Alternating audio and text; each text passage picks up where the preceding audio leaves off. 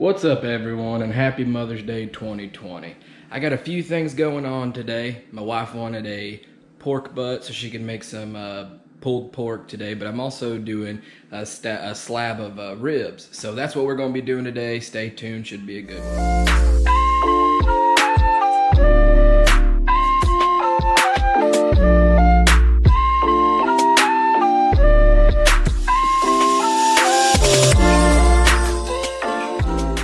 Alright, so I know what you're thinking. Why am I putting mustard on my ribs?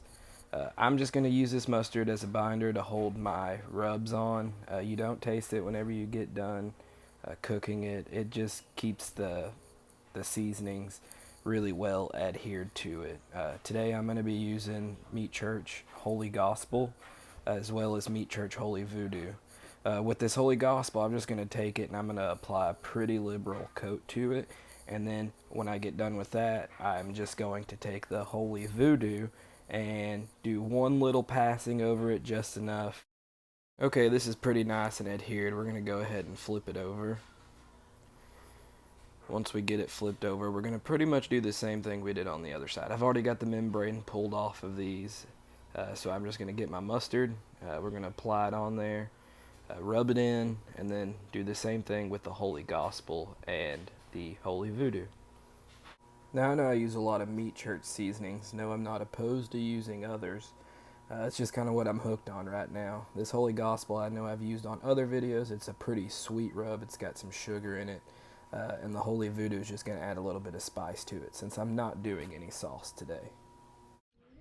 I got the grill already set into 275. I already got my wife's pork butt, as you're going to see here in a second. So let's just throw these on here and see how they do.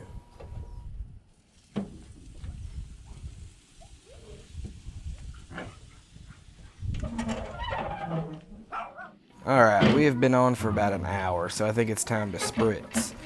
Today I'm just using vanilla Coke, just going to spray it on there just so they don't dry out too bad. Alright, let's take a look. Oh yeah, so we got some nice pull back here on the ribs. You're starting to see the bones and everything. It's time to wrap them. Alright, so I know I didn't show you guys the wrapping process and everything, but these have actually been wrapped and cooked for about an hour. Then I unwrapped them, and now it's about time to get them off and get them inside and cut them.